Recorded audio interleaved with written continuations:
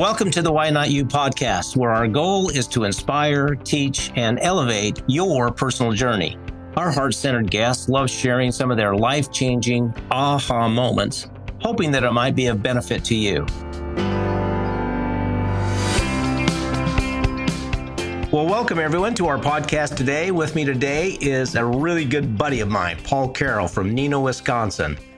And for those of you who don't know where Neenah, Wisconsin is, it's very near Appleton, Wisconsin. And Appleton is the airport that all of the NFL players fly into when they play the Green Bay Packers. And Paul is an original cheesehead.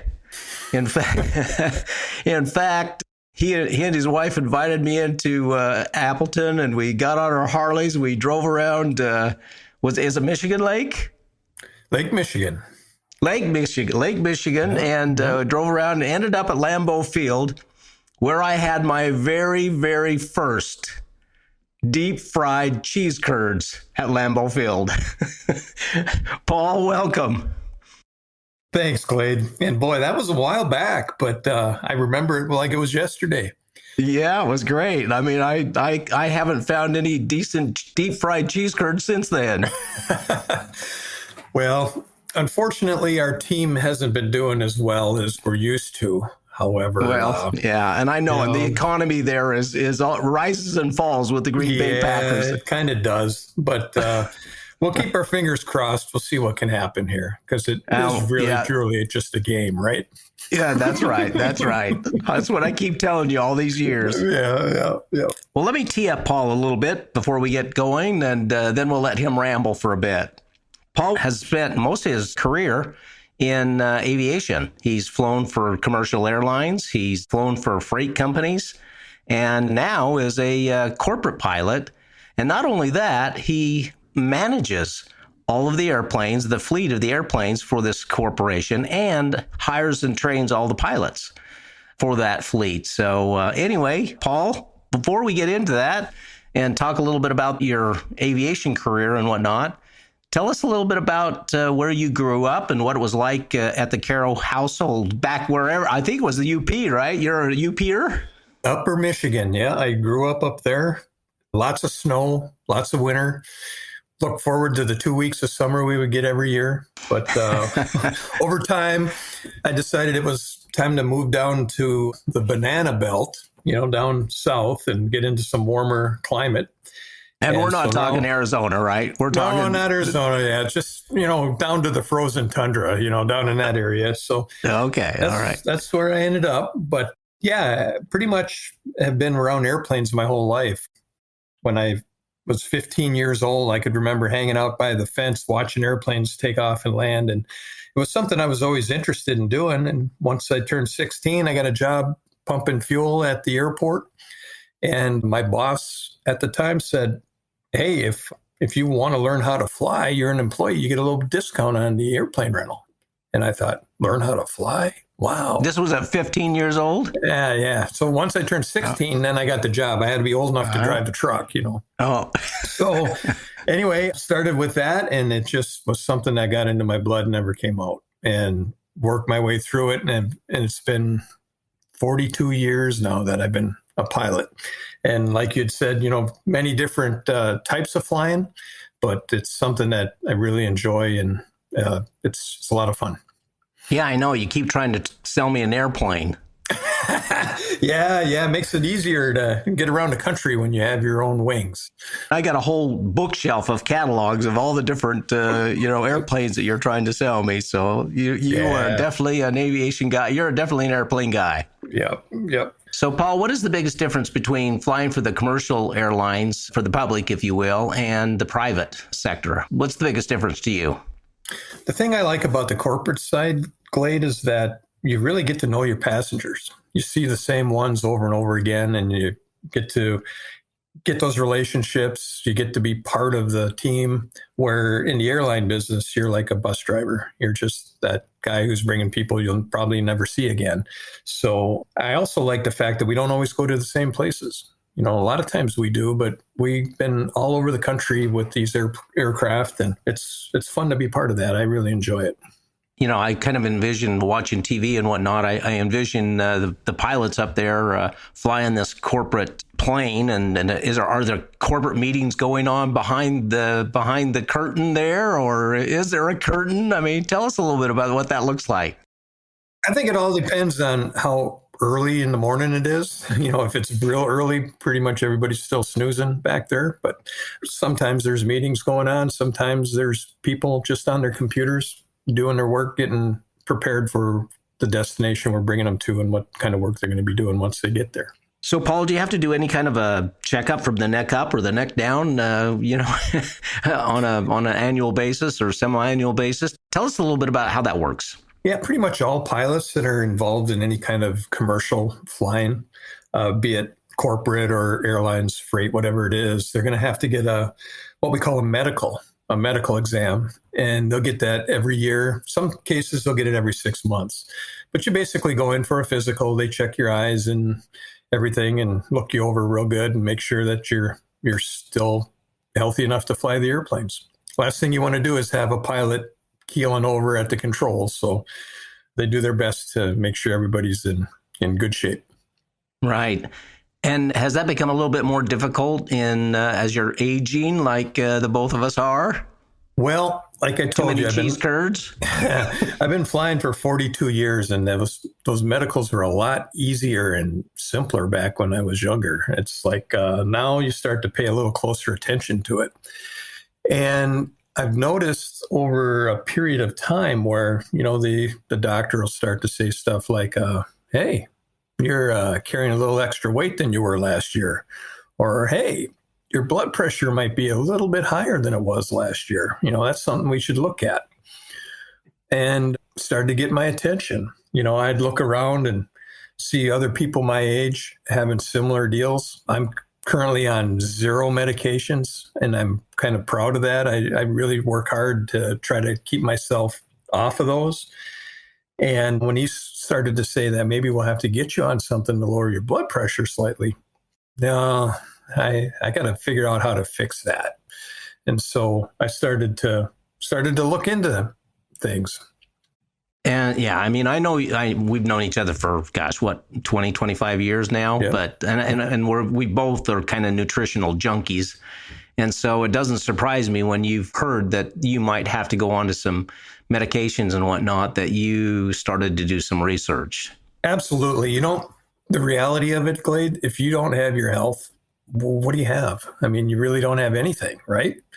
If you're sick and you can't work, or if you're very, very sick and hospitalized or in a nursing home, how's that a good way to live life? It's always been my goal to try to be as healthy as possible, and not to be a real fanatic about it, but at least try to make the right decisions and try to make the smart decisions. So that's kind of the way I've always tried to be.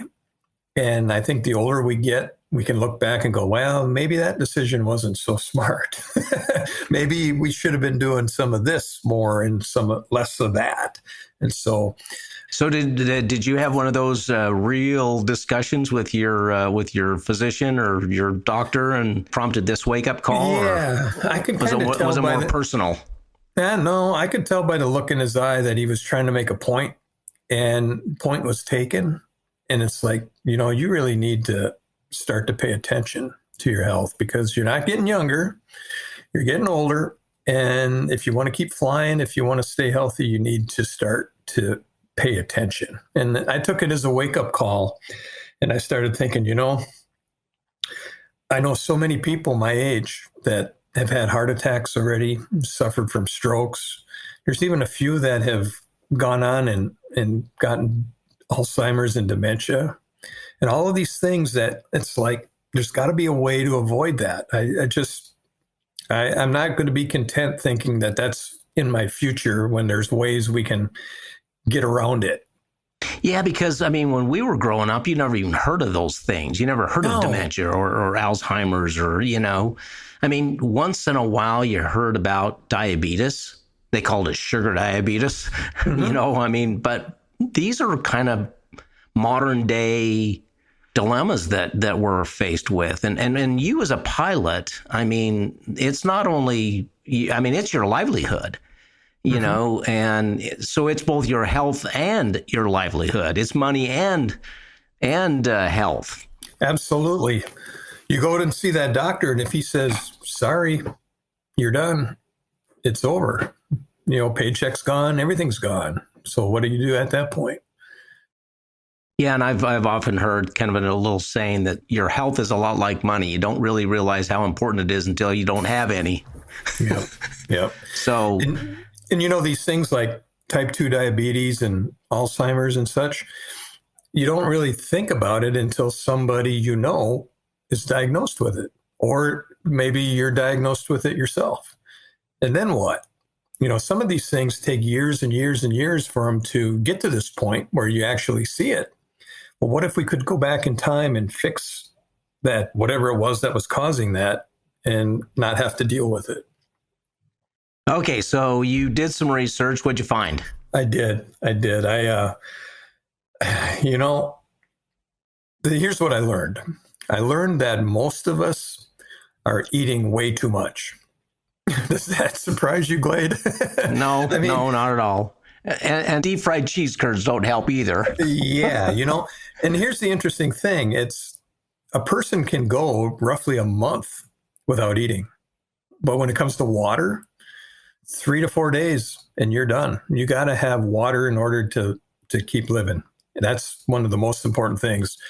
And the fact that you can go almost a month without eating, it got me thinking a little bit. And then you start to wonder, how come we're hearing about Alzheimer's and dementia and type 2 diabetes? Why is it happening so rapidly? I mean, why are so many people having that problem? It's almost like there's something in the water or there's something in the food maybe that's causing it.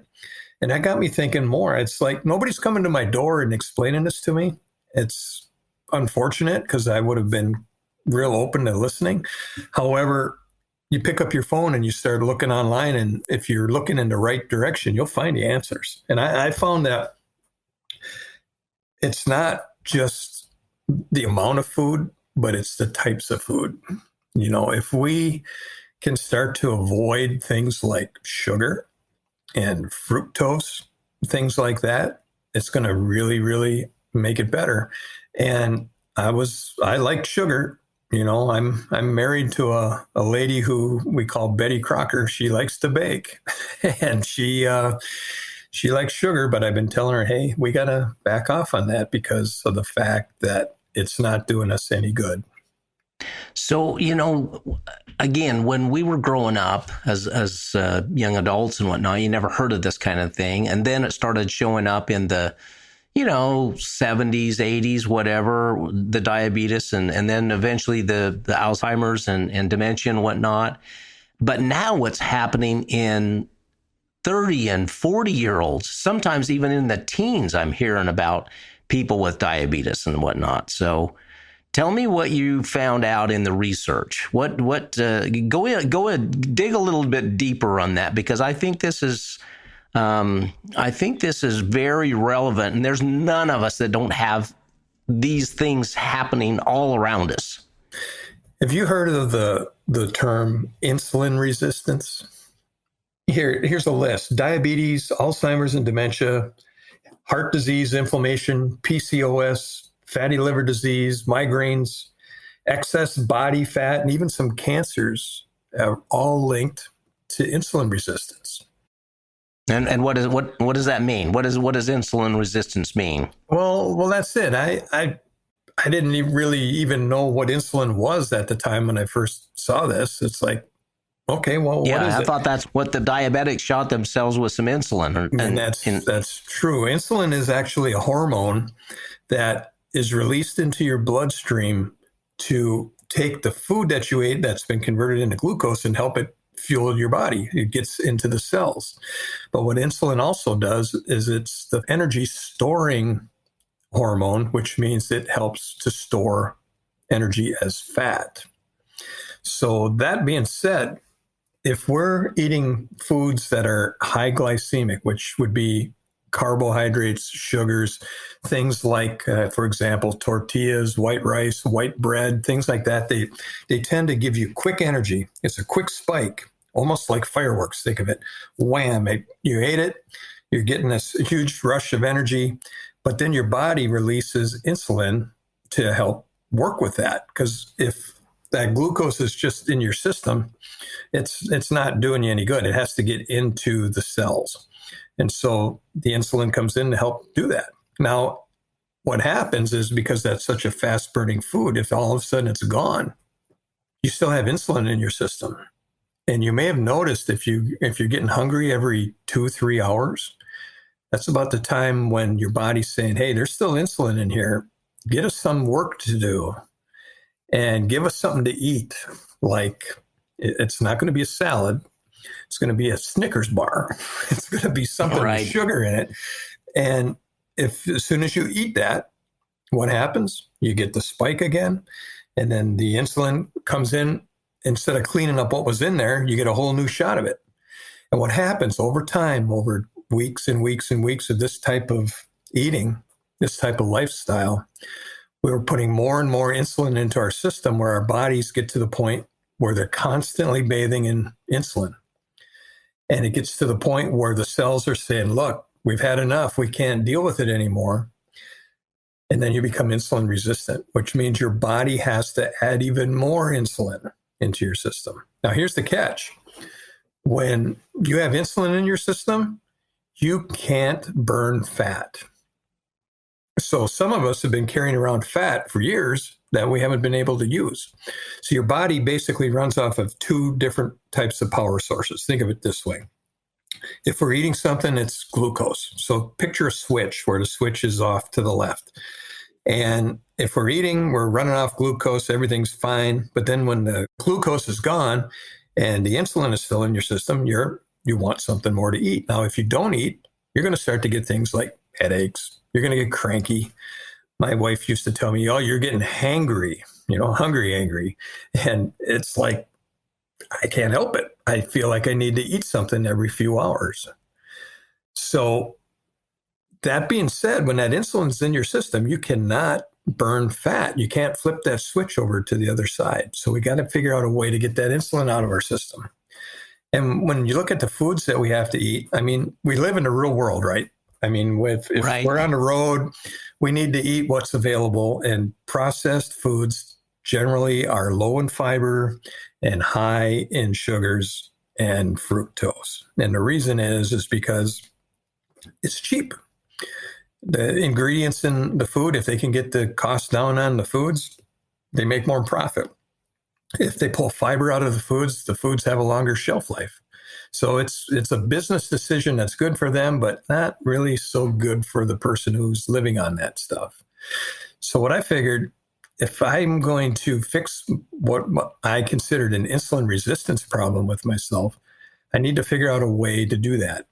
And you got to eat right. You have to eat real foods without labels on them, foods that have one ingredient, and it's what that food is.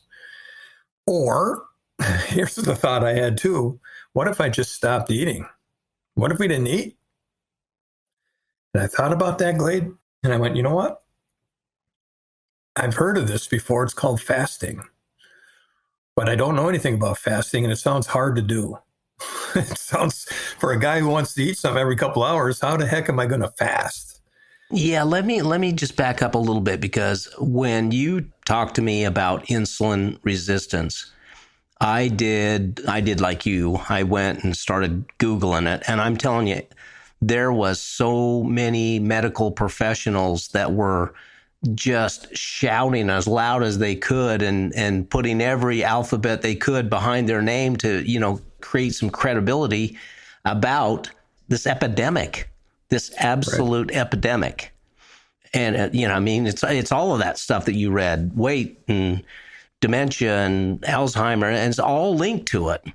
And so I know what happened to you. I know that doctor was trying to give you a wake-up call. You did your research. You went to work on it. Like the Paul that I know, you went to work on it. And tell the audience what you've experienced over the last 5 months? Well, my intention was, It's probably been a little bit longer than that. A little bit longer now, but I wanted to lose 60 pounds. And now that's a big number. And I thought, if I can do that, I'll be back to a weight that was when I was a lot younger, back when I started flying.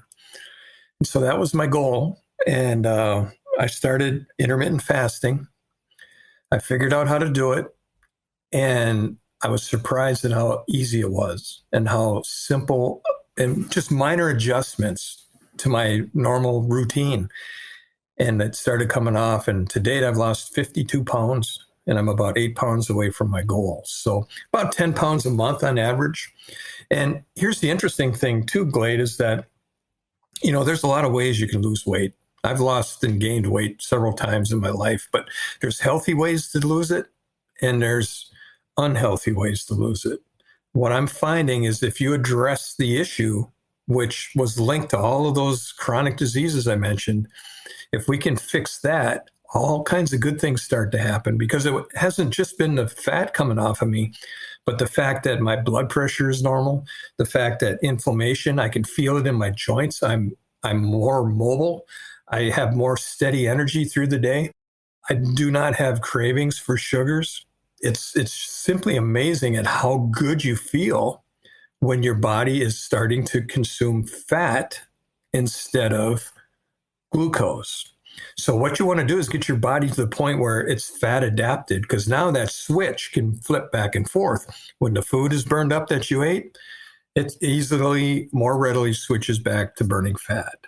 And now we can power ourselves on one or the other, where prior to that, we were just stuck. That switch wouldn't move because of the insulin resistance. That's the way I understand it. It's about balance. You know, if one day we ate heavy, the next day we should eat light. If we're constantly eating all day, our digestive system is constantly working. It never gets a break. And that's causing it to wear out. Now, if all that energy is going into your digestive system all day long, other things are going to suffer because they're not getting the energy. Now, what they're finding in research is that if we can take a gap of time where we can give that digestive tract a break, well, guess what? We don't need insulin. So your insulin resistance starts to become less and less. You become more insulin sensitive, which means when you do eat again, you don't need as much insulin, depending on what you're eating, to get the job done. And so with that amount of time there, that's when you actually train your body to go into that fat burning mode. So what we're going to do is just eat in one window of time. And that window could be a 6 to 8 hour window, say from noon till dinner time. So lunch to dinner. And then ideally you don't eat for 4 hours prior to going to bed. And then once you're sleeping, the good news is you're burning fat while you're sleeping. And then when you wake up in the morning, just continue on with your day. You have some tea or some water, whatever it is, but go until noon. And so we're eating just twice a day. Now, the good news is, because we're skipping breakfast, and I know you've heard it, breakfast is the most important meal of the day. It's the one that gets you started. Well, if you're living on glucose, it is the most important meal of the day. But if you're trying to burn fat and run your body like it was designed to be run, it's not the most important meal. What's most important is letting your body burn that excess fat and start to make that go away. So then noon comes around, have lunch.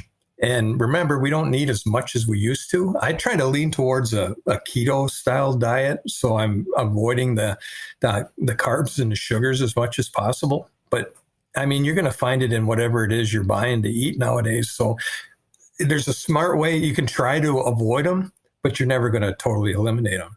But I think it's not sustainable. Yeah. If you're just aware of it and you just say, all right, I'm going to do my best to avoid it, then you're in good shape. So have a smaller lunch, have a smaller dinner, and then press on. And the big thing is you got to drink a lot of water. Everybody's really, really hurting on their water consumption. You know, they say that if you're 200 pounds, you should be drinking 100 ounces, half your body weight, in water, and not coffee or other juices, but just in water. every single day just to make your kidneys function normally. Our bodies are made up mostly of water, and we are running around in a semi-dehydrated state, most of us. And if you feel like, man, I'm hungry, good chance you're probably thirsty, because the symptoms of what you're feeling are a lot the same. So you start drinking enough water, it really makes a difference. Paul, I think we could go on for quite a while, but we're kind of getting short on time, and I appreciate you sharing with that. I mean, not only have you tipped the scale on this to a number of your friends and family members and whatnot, you're also having a huge impact on other people as well. And so, anyway, I applaud you for that. I appreciate the call that you made to me, and I was kind of struggling there for a few days, and you suggested I buy these products, and it helped a lot. And I'm not here to sell product or anything like that, but there are some tools out there that can help you, just like going to the gym and building up some muscles and some resistance, if you will. There's some products that can help too. The good news is that intermittent fasting is free. I mean, you can just do it. However, everybody's starting from a different point, and some of us are more insulin resistant than others. And some are going to have a tougher time breaking through that wall. And the real good friend of mine who told me about this, first of all, he nailed it. He said, Paul, I think you're insulin resistant. Look into that. And I did. And he explained to me how intermittent fasting worked. And I said, all right, I'm going to try it. And he, just like I explained to you, the same process. And I was totally shocked. It took me about 2 days where I really felt like I had to grit my teeth to get through it. But once I was through it, it was simple. And you start to feel so much better. I tell you what, when you're burning fat, you just feel awesome. It's hard to explain until you've experienced it. But when you're living on glucose all the time, you get used to it, and you can't, in your mind, imagine, how much better you could feel until you actually experience it. And so he told me after I had a great result, he said, Paul, don't keep this a secret. Share it with other people, because the fact is millions and millions of people in this country really need this, and it's going to make a big difference. So I felt like it's my obligation to pay it forward. I'm walking around now, people are saying, what happened to you? You lost a bunch of weight. So I'm a walking, talking billboard. And I just explained to those who want to know, intermittent fasting, a little change, a little lifestyle change. And it's a wonderful thing. I think getting started with intermittent fasting is probably the most difficult part. And I know for a fact that the first day to 2 days is where you really got to have the willpower to get through it. However, I did discover these actually two food-based supplements that really, truly help get through that process. And they make such a big difference. I really think it would have been difficult for me to get through those first couple of days without it. And, they're not real expensive. They're worth it. They're science-based products that actually do a great job. If the people listening would like to try it, we can get more information for that.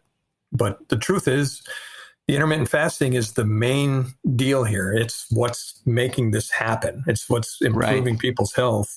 But these supplements can help you get started. So, Paul, I think the very best thing for me to do, in the show notes, I'll put the email address and the subject line for these resources of information for people to do their own due diligence on, and even the samples of the products or supplements that you were talking about. So if folks will just send an email to me, info@whynotyou.com, and in the subject line put IF, I'll give them all of the YouTube videos and all that kind of stuff. We'll give them a guide, if you will, so that they can do their own due diligence and their own investigation on this. Yeah. Does that work for you? Absolutely, it does. And, there's so much information out there on the internet. Depending on which way you look, you're going to find people who say it's the greatest thing, and you're going to have people who say it's not so great. So I spent lots and lots and lots of hours researching this, and I'd be more than happy to just put some of my favorites on there and point them in the right direction to get the information.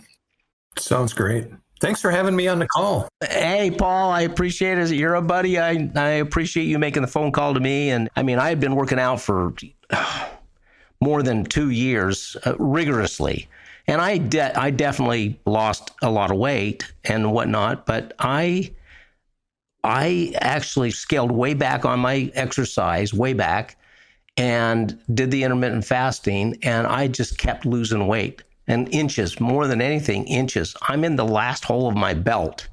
And I haven't been this weight and this waist size since probably a senior in high school. So I'm getting back to my playing weight too. So good for you. Anyway, thank you for passing it forward to me. So thank you, Paul, for being with us today. And I hope this helps our audience. Thank you, Glade. We'd like to thank our guests for sharing a part of their experience with us on this episode of Why Not You. Also, we'd like to thank Mix It 6 Studios for producing, editing, mixing, and creating our great music for this podcast. But most importantly, we'd like to thank you for listening. Be sure to leave a review on your favorite podcast platform. Also, be sure to subscribe so you don't miss our next episode of Why Not You. See you next time.